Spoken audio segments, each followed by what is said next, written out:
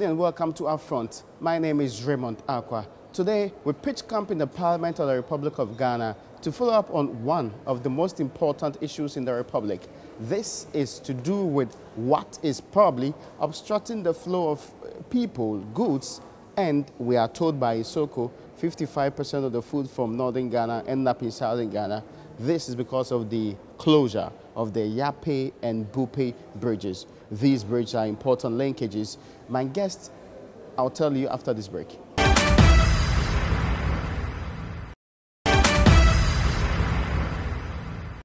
My guest today is the Minister responsible for roads and highways, the Honorable Kwesi Amoako-Attah. He's also a Member of Parliament and one you should very much know by now because of the wide range of his job in this republic. Honorable, you're welcome to UPfront. Thank you, Raymond. I hope you're doing well, sir. I'm good. A lot of pressure on you recently, especially a bridge and a connection that was not so popular has actually made you having to react on the grounds. How are you taking the pressure? Well, thank you, Raymond. I'm grateful for this opportunity, and let me say hi to all your viewers.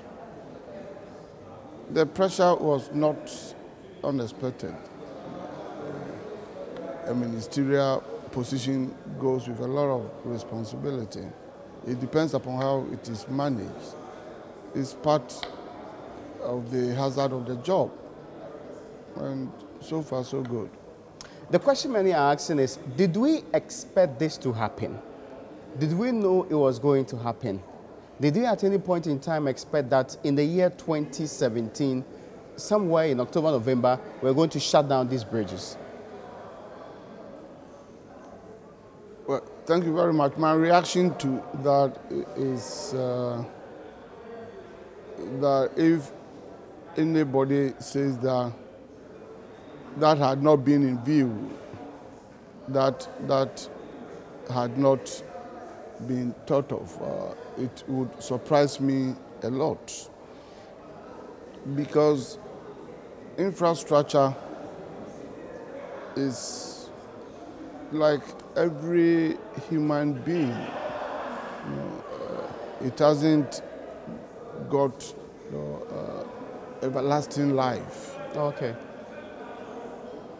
It can't be likened to human beings. If you are born very young. We say that you are a toddler. You grow up, you become a young man, young lady. As you advance in age, it will get to a time that you will be looked at as an adult. You come to the prime of your life. If God grants you, that mercy and grants you, long life, obviously a time will come that you will be seen as an old man or old woman, depending upon your gender. Raymond, many years ago, some time ago, I was just like That's you. Interesting. Yes. Yes, I was just like you. You see how strong and vibrant you are. And today, like I am your uncle, I am your father. Certainly. That is how Certainly. it is. So it's infrastructure. So no, it has got a lifespan. Yeah, lifespan. So every infrastructure. In 1964 and 65, when we built these bridges, how many years were you expecting these bridges to last?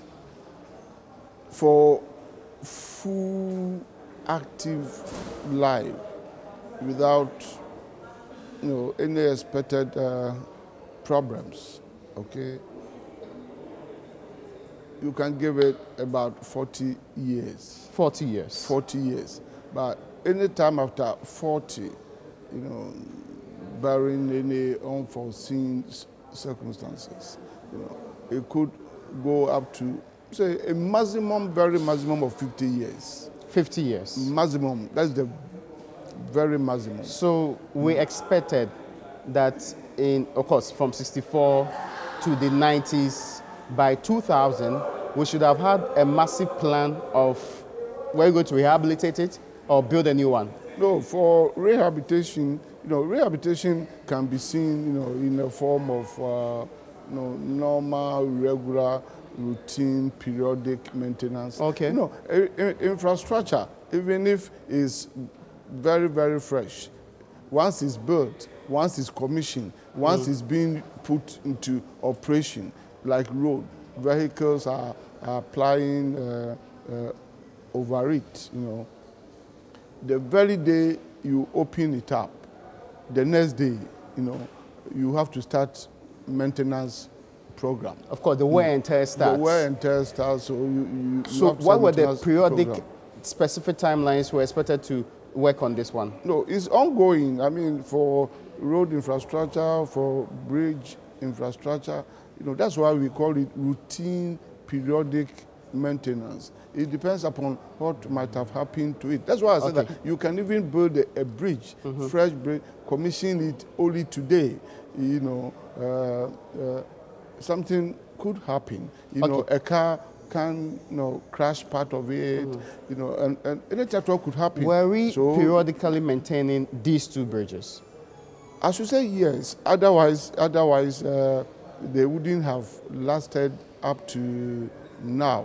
But don't forget, Raymond, as it grows, the deterioration, tear and wear, all become faster. So you have to be more cautious. You have to spend more time. You have to spend more money. You have to intensify the tempo of maintenance. As it grows. I get you. When was the last time we were supposed to maintain this particular these two bridges? That's what I said. That maintenance is an ongoing thing. I'm talking about major rehabilitation works.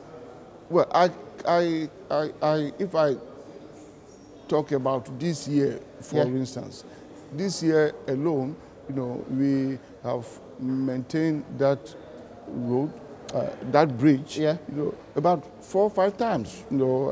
As I told Parliament, that's we started from February.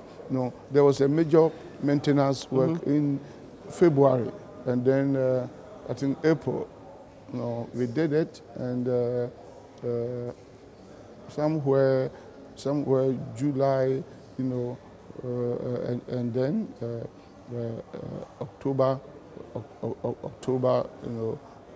we did it. So it's an ongoing thing. That's the interesting otherwise, part. you cannot. So if all of keep these it in operation. maintenance routines have been adhered to, exactly what was the problem with these two bridges that we have to shut them down? Yes, that is what people do not understand. Yeah. Let me give you an analogy. You may be wearing a shoe. You polish it every day. Perhaps if there is a little problem somewhere, you mend it and all that. It will take you just a day, just a second, momentary action. One day, if you are not lucky, depending upon where you are, the sole of the shoe, everything can come out. Yeah, that's true. Just like it's happened to me before. I'm happy that you are being honest to yourself and admitting it. Or even you can liken it to a pair of trousers that we wear. It takes just a second, and you'll be amazed. It can get torn, at any place at any time. So these bridges have been on. We have maintained routine, periodic, regular maintenance, just to keep them in shape. It took, just a short period, less than 5 days, to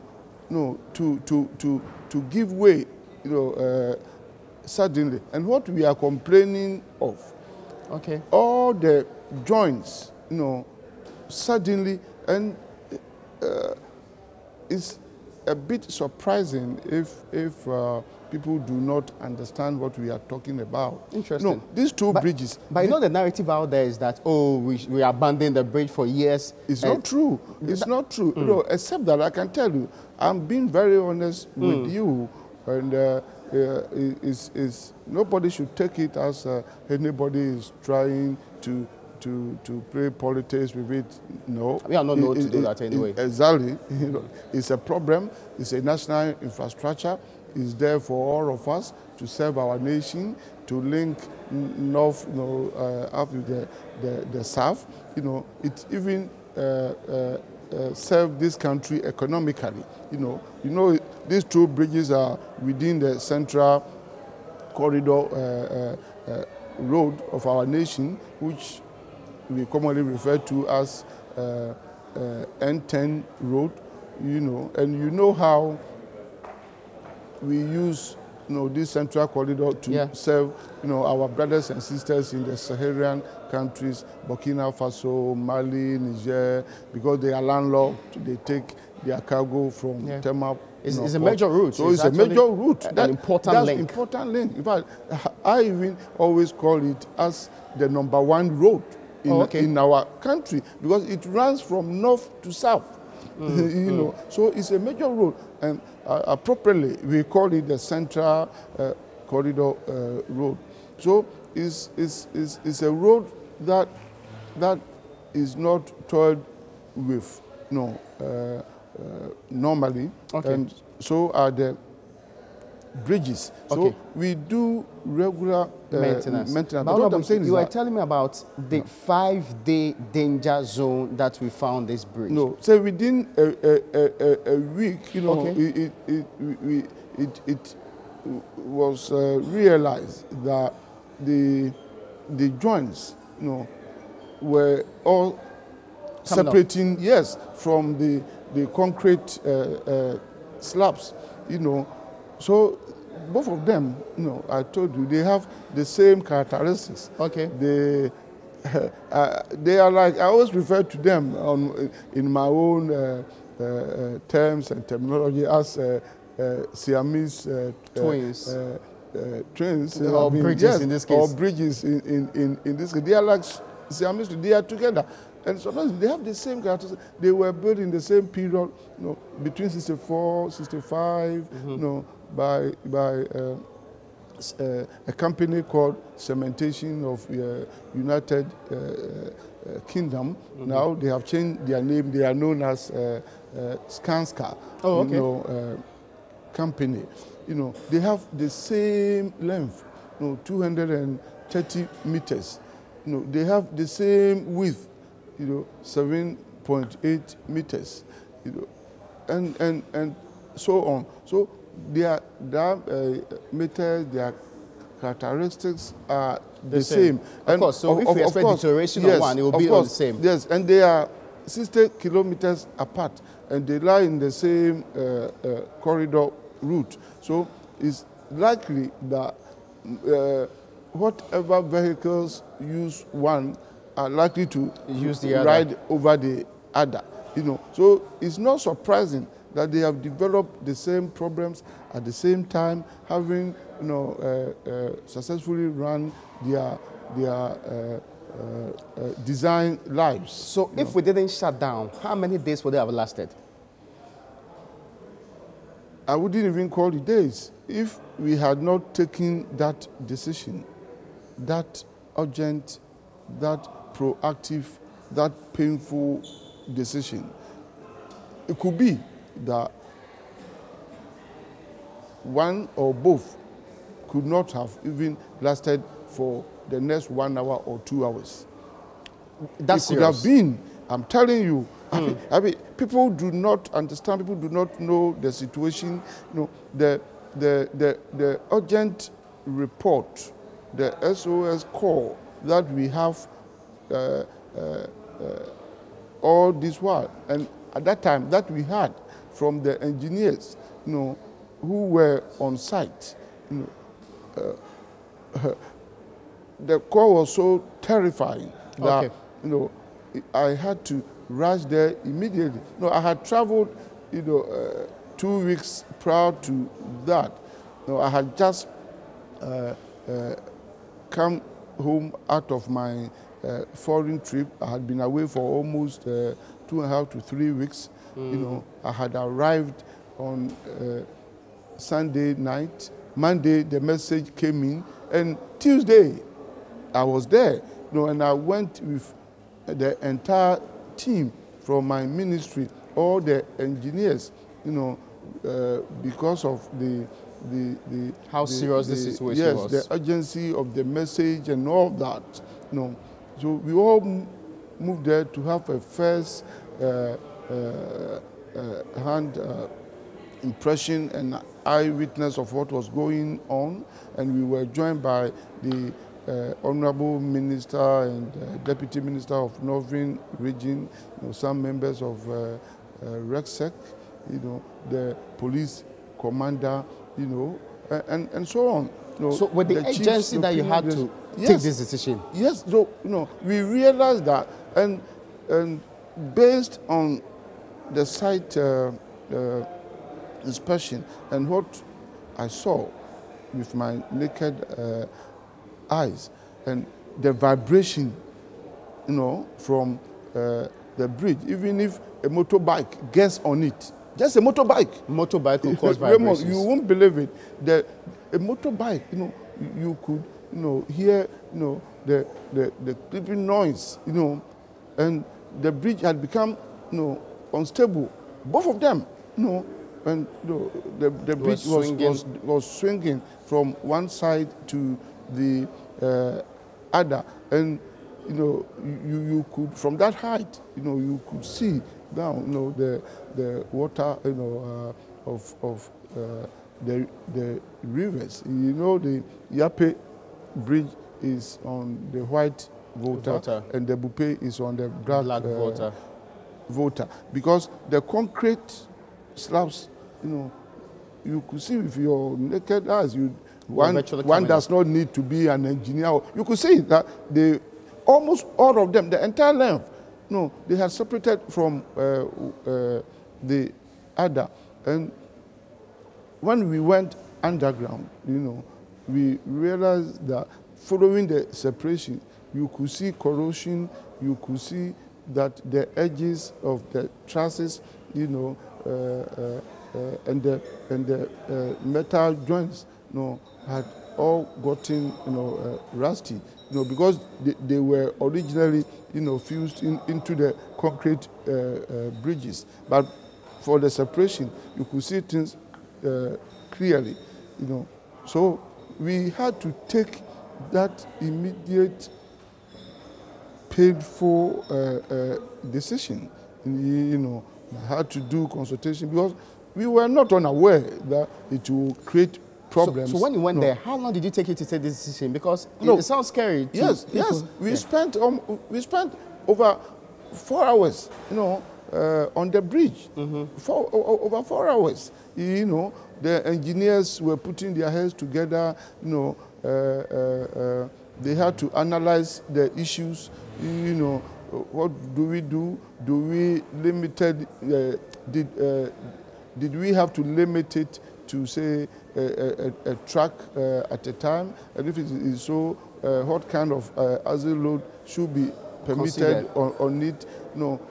And it was even if a such motorbike, that particularly the way the bridges, both of them, were swinging. That's why I'm saying that those bridges are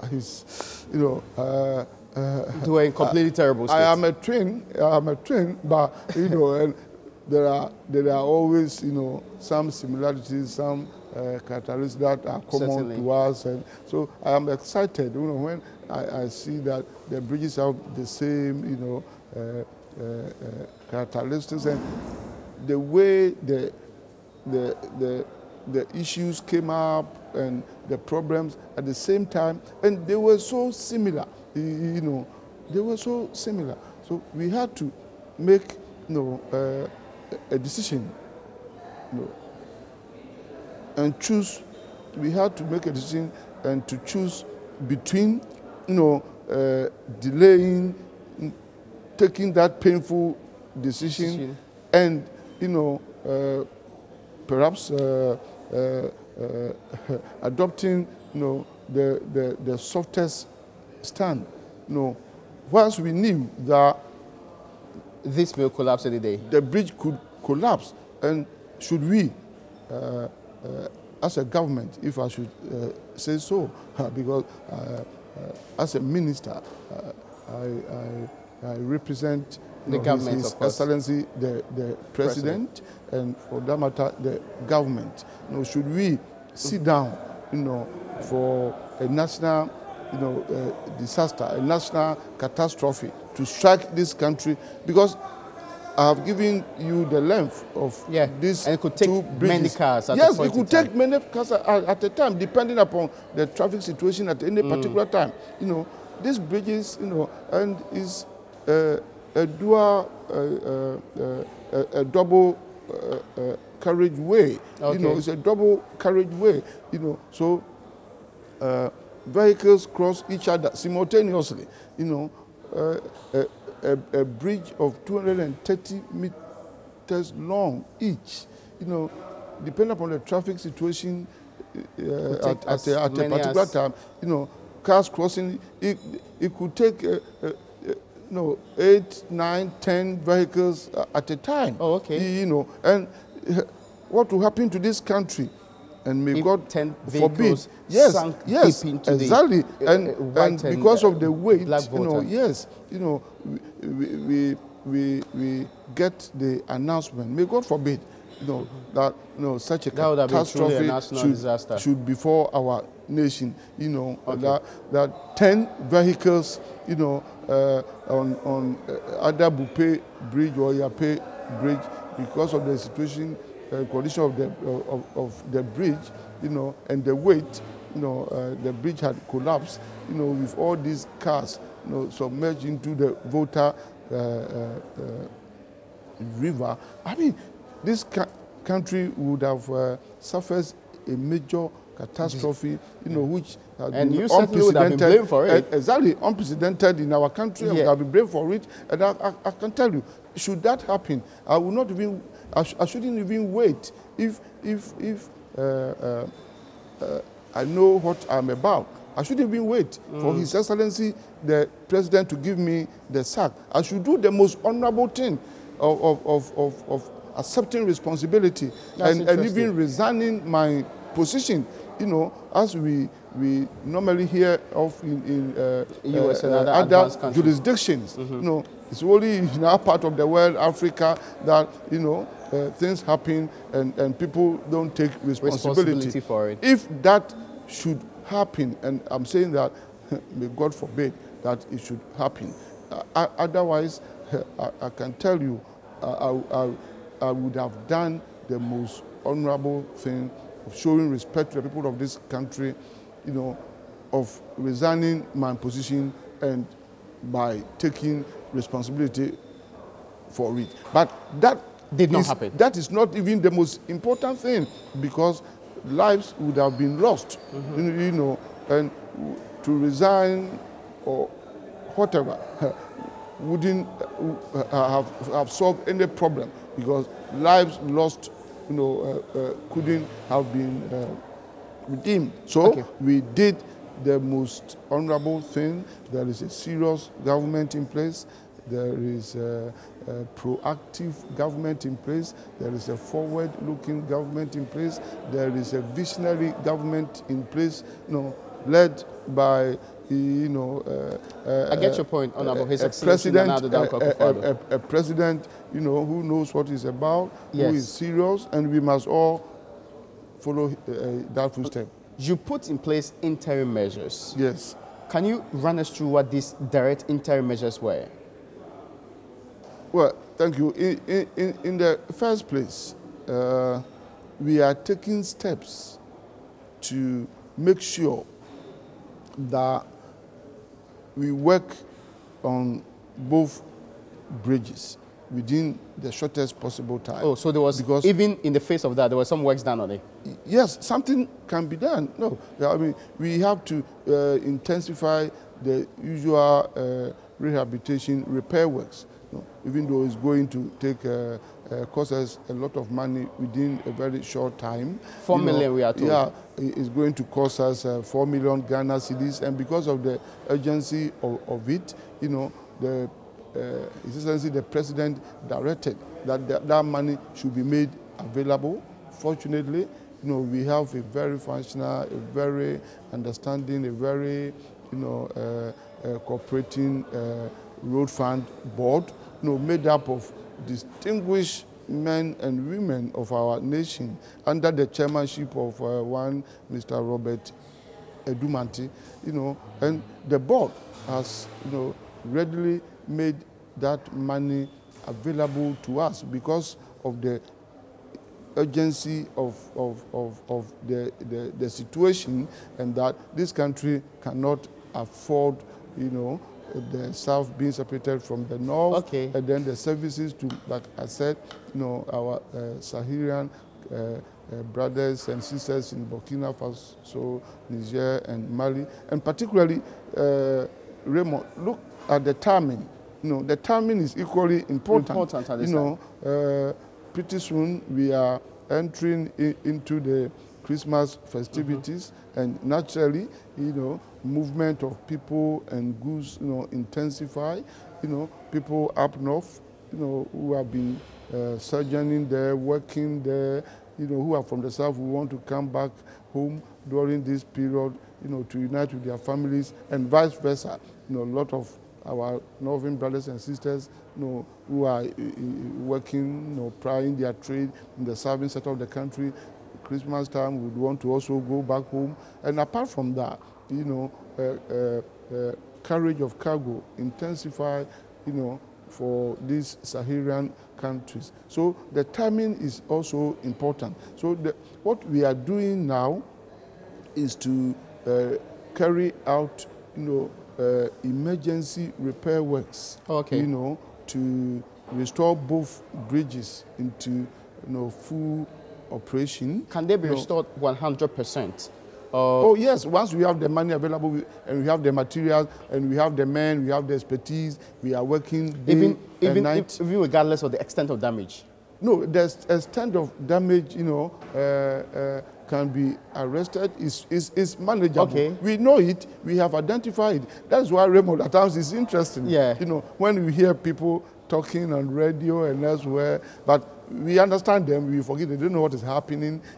I have been hearing comments that, we close it and nothing is happening because they have not seen, major materials, bulldozers, but you have to identify the problem, the extent of the damage first. And from that very day up to yesterday, engineers have been there, both on top of the bridge and under the bridge, identifying all the failed spots and the extent of the failure. Because, for instance, if you are on top of the bridge, okay, the concrete slabs, at some areas you may see a big hole, and almost all the big holes created are in the median of the road. Okay. I don't know. I was even asking the engineers the reason for, I don't know whether it's because of the center of gravity, okay, or whatever. But you may see the big hole in the median exposing all the iron rods and all the hidden materials. But the engineers testing, the surface will tell you that even the weakness, of the slabs extends from one end to the other. Okay, so there are machines that cutting the rehabilitation the entire started. Has it started? Yes, it has started, and it started by engineers identifying all the extent of damage, all the spots. So there are some areas on both bridges that we have, cutting machines, because they have to cut through the concrete slabs, and from one end to the other. Okay. How can you allow vehicles to pass on? And even if we start working on them, you know, in recasting and building the bridge, you know, again, you need time, you know, depending upon the materials being used. I get you. You need about between 21 days to 28 days for the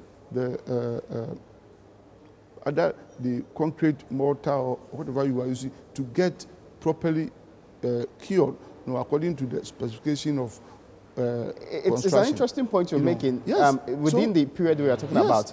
Honorable, I'll take a break, then we'll conclude this conversation. Okay. After this particular break. Yeah.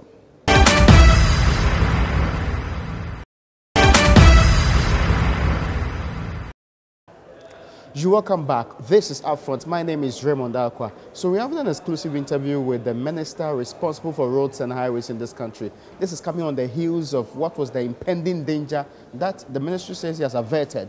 And that conversation, most part of it, has been to identify the problem and what is being done to resolve the problem going forward. The Honorable Minister, Kwesi Amoakwata, has been telling us details of what the extent of damage is and what is being done to fix the problem. Honorable, we're leaving off at the point where telling us that, contrary to what is being said out there, that after the closure, there's no work happening on the grounds there. In fact, the work has started. Yes. And that within the next 4 weeks, it should be concluded. Hopefully, yes. Yes. Is that the minimum time or yes. the maximum time? No, minimum time. You see, our people are going through a lot of difficulties and inconveniences. Yeah. And we appreciate that. Mm-hmm. So those of us charged with the responsibility of oversighting the road infrastructure must deny ourselves. We must inconvenience ourselves for the people of this country, you know, to benefit. And I can tell you, Raymond, if by Christmas, and I've told all my engineers, and I will be going there from time to time, you know, to make sure that work is progressing, you know, as planned. And the engineers, and you know, we have what we call Bridge Maintenance Unit, BMU, you know, within the ministry, and specifically with highways, you know, with roads and highways. You know, there are 3 agencies within the ministry, you know, the highways, yes, then urban roads and feeder roads, you know. So they are there making a lot of sacrifices. Of course, it's their job, you know. They have also left their family. They are working day and night. In fact, ideally, we should, you know, have taken almost 8 weeks, you know, 6, 8 weeks, or even perhaps a little more to do this kind of job. But I'm coming. Will we not compromise quality? Exactly.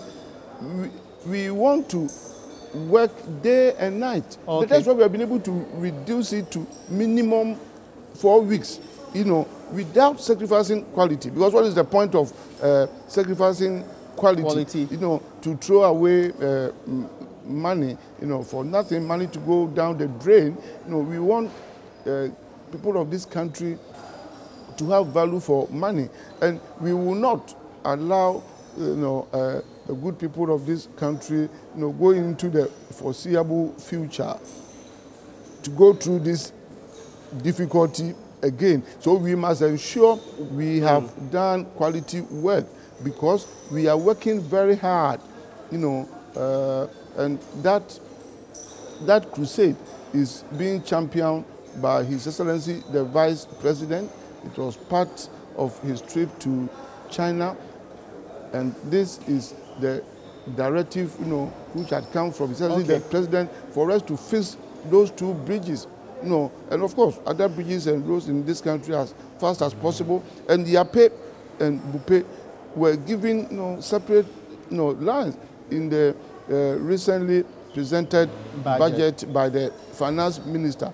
It tells you how fast we are working on this project, how government, sees this project as part of priority projects. And I can tell you, maintenance, had not been the best for the past few years. And you asked a very interesting, intelligent question, whether, this stage had not been known and had not been in contemplation of managers of our infrastructure in the past. And I told you that I would be surprised if anybody says that, that was not thought of, because you should know that every infrastructure, that's why I liken it to, the human being. It has got a life span and it grows old.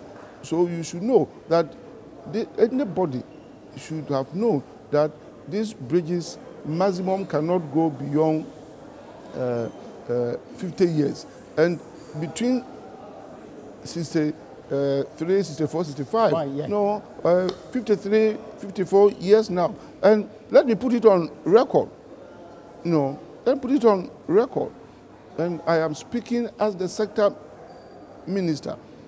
This problem, came up in 2010. There had been engineering design, engineering advice, and cautioning government, and there is a report, and I have a copy of the report. As far back as 2010, 2011, 2012, 2013, engineers advising government, and warning government that that bridge could not stand, could not go beyond 50 years, despite all the periodic maintenances that were being carried out. Yet we kept on maintaining it. Maintenance was not the best. That is why when we chanced on that report, the government, under His Excellency President Nana Addo Akufo-Addo, had given specific instruction that we should tackle and deal with that problem. And before even new bridges are constructed, we should make sure that we carry out very, regular routine maintenance, so that we don't disturb we know what the interim measures are. System. Going into the future. We have been working hard, Raymond, at it. We have gone far, and we are hoping that very early next year, 2018, we are going to build 2 new bridges on Yapei and Buipe. We won't even stop there. Okay. We won't even stop there, because after that, never again should our nation go through this come to this stage again. Because of that, we are building a 3rd bridge, on River Volta at Daboya. Daboya is before Yapei, if you are coming from Tamale. So that someday, deep into the future, after constructing 2 new bridges, which will take another half-century, or more, or whatever happens, should anything happen to any of the bridges, on the central corridor, then the Daboya Bridge will stand on its own, very clear to provide a comfortable alternative route. So I would want to appeal to the people of this country, our northern brothers, and all transporters, motorists, all those who use the bridge, to bear with government. Okay, and that we are there's this important question. Currently, even though the alternative routes and routes have been discussed, there's a lot of pressure which we are told are on these routes. Yes. What is being done to ease that pressure? And secondly, transporters are complaining about increasing fares. Can that be fixed anyway? Well, that's why I am calling on all of us to see this as a national problem. Let all of us contribute. Let all of us pass through this difficult period, as it were, to cross the Rubicon. This is not the time for anybody to take undue advantage by cheating our fellow brothers and sisters, by coming out with arbitrary, fare increases. I admit that extension of routes by like 5 hours. Yes, no. If even by the Transport Association, they come out with fare increases, commensurate with the distances being covered, I wouldn't have a problem with it. Is government discussing that with them? And we have taken the steps where that, if that should happen, I mean, that will be taken up by my colleague Minister for Transport. Yeah. That is not for me per se, Yeah. but do you know that's happening? my Honorable Esiama is currently out of the country. The two of us work, closely together. Of course, your ministries are intertwined. Yes, intertwined. And even though there are even interministerial cooperation among all ministers in this government, you work very closely. The two of us in particular, and we share almost a twin building, and we are brothers, and we cooperate even because of our roles and our functions. It may interest you to know that anytime he travels out of the country, I stand in for acting him as minister. In cabinet. Okay. And same, if I'm also out of the country, he represents you. Yes, he represents me in cabinet. We have that. So, I wanted to be clear on this. Yeah. Will there be a meeting with these transport owners anytime soon? It has taken place. And they have agreed to increase or stay the price. Raymond, I've told you. Yes. And it's not just for saying sake. It's not bragging. It's not sycophancy. I'm telling you the truth. There is a serious government in place, and we are serious, and we know what we are about. It pains me, as a sector minister, to see people going through difficulties. We have done whatever is necessary to mitigate this effect. And the question you ask, let me answer it first. We have held meetings with all relevant stakeholders, all those who may be necessary in resolving this matter. And they themselves said it. I have met the transporters and the transport associations in the ministry. We invited them. They all came in their numbers, Protour, GP, RTU, and all of them. We hosted I get you. Over but I'm interested in what the agreement has been. No, you asked a question. Let me answer you. I get you. We have met them. We have explained the situation to them. We made a power presentation to them. They saw the damage, of both two bridges, and they themselves, appreciated, the extent of damage. And we asked them a question: should we sit down as a government, for any of our vehicles and passengers, any of your vehicles, to run on this bridge and collapse it with your vehicles? Is that what we want as a nation? And I can tell you, one after the other, one chairman after the other, the executive, all those who were over 150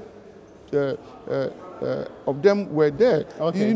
They had to pat us on our shoulders. As a minister, this is even the first time that a minister has invited us when there is a national program like this, and that is the first time we have come to this ministry, to sit down with the minister, his deputies, all the directors of the ministry, and the way you have spoken to us and explained to us, and we are going to give you our full cooperation. Did they make demands for extra routes?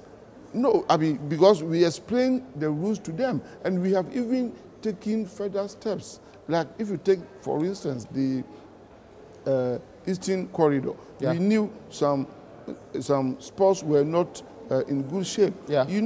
the last 5-6 years, contractors working on the Eastern Corridor, abandoned their sites for non-payment. The minority leader says you cancel the contract. No, and that is why, you see, by our parliamentary practice, if you make a statement on the floor, people are supposed to comment, on that statement. It's not like answering the question where you can come back, and refute the claim. To refute the claim, and that is why, in the majority leader's contribution, as a response, he said it was not true. He debunked it, because I can tell you, and I'm telling you on authority, and your cameras are on me, and I'm a minister. I should not tell lies. Tell lies. My ministry has not cancelled any contract. No, any single contract. My ministry, but that's what he was referring to, when the cocoa rose, for which, because of the rationalization exercise Cocoa Board was carrying out, they wrote letters to some contractors to suspend work. But suspension is not cancellation. But it's not even from my ministry. So you have not cancelled the contract on the contract has been cancelled. Hohoy Road. When this problem crop up, Jessica Hohoy. I say, no, I'm telling you, my ministry has not cancelled any contract. And okay. If you like, talk to any contractor. I get when you. This problem came up, we have been able to even convince some of the contractors on that route, with the assurance that they know we are working with them, we are trying to fix their payments. And I can tell you, they have gone back to work. Some of them are working, about 2-3 of them, Rolida and the rest, Israeli company, and government owes them, a lot of monies, but they have gone back. If contracts had been cancelled, how could we have, convince them to go back to work? If you cancel the contract, can you ask the contractor, if you are in difficulty, to just go back and work? Because once a contract is cancelled or abrogated, it's not in existence. So, but you can re-engage them. But if by re-engaging them is a different thing, you cannot just ask the contractor, oh, I have a problem, so go back and work. Once you cancel the contract, you have to repackage, you have to even rescope the works, and you have to go through the full procurement process again. So it was not informed by reality, informed by facts. And no contract is cancelled. I also get the point that, but which specific routes, alternative routes provided, are being improved or have been improved? No, I have told you that we are using 3 main alternative routes. Yeah. We are using the Western Corridor, we are using the Central Corridor, we are using the Eastern Corridor. For instance, the Central Corridor. Yes, the ones that are bad, that's what I'm talking about. The roads that are not in good shape. Yes, I'm saying, and I've told you that at various sessions, I cannot sit down here and tell you from point A to B. And these are long stretches. I get your point. But what I can tell you, and what I know of, because I am on top of what is going on in my ministry, and I will tell you that I am not unaware that certain portions of those roads are not. Are they being worked on now? They are being worked on now, and when will they be completed? It's ongoing. No, at least to make the road more trouble, and we are lucky, at least the rains, have subsided, so we have firm grounds, and we are doing this to help. And there are a number of interventions, being done. Rolled out on the grounds. For instance, yes, apart from the improvement on the conditions of the road infrastructure, itself, we have even improved security, you know, and there is a combined military and police, you know, team parading, you know, and patrolling, you know, these corridors, you know, because the National Security Minister was, you know, formally written to and is informed and has been briefed by me. The Minister for Interior has been formally written to and has been briefed by me. I have briefed Cabinet. We had Cabinet meeting last Monday, and His Excellency, the President, gave me the opportunity, you know, to brief Cabinet about developments and what is being done. And so the President himself, the Vice President, you know, the Chief of Staff, the entire Cabinet is solidly behind me, and we are working together as a government, you know, to resolve this issue, and it will be resolved. And you hope it will not happen again? That is my expectation. That's the expectation of government, that we should fix it once and for all, okay, and work with speed to construct new bridges. Which is starting 2018. 2018. For how long will they be? No, works of this nature will not be less than 24 months, 2 years. So 2 years? Yes. But within this period, yes, we are going to make sure that we keep an eagle eye, you know, on these two bridges, you know. I get you. As we have started this year. What will prevent, and specific question, what will prevent the 4 weeks that you just stated from being achieved? As in, what is likely to be the hindrance preventing us from completing these rehabilitation works before the period you stated? Oh, some few, no, a number of perhaps 1, 2, 3, 4 reasons. You know, as we progress the work, yeah, perhaps new problems may come up. Problems may come up. Okay. Okay. It's just like a doctor seeing a patient and fresh an operation, perhaps based on available tests and results and whatever. You know, he might, you know, think that if you are opening up, you know, he's going to deal with fibroid. You know, only to open you up and to find out that there are, you know, other failures, other complications, you know, that he might have to deal with. Okay. So, one, as we go along, yes, we do not know whether anything or any problems would crop up that are not in contemplation now.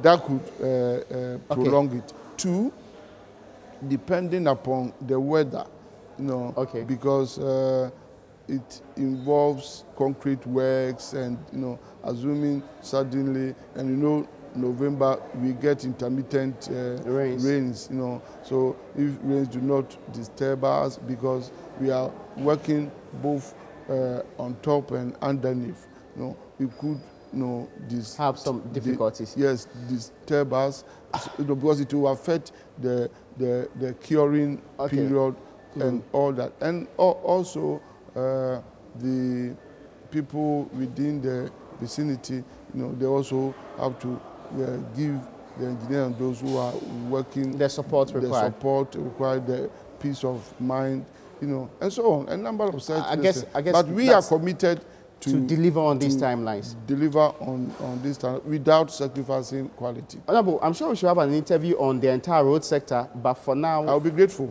I guess we can end it here, Raymond. And because I'm interested in the corridors and what's going to happen in the new year. Yes. But for now, thank you so much for joining us on today's edition of Upfront.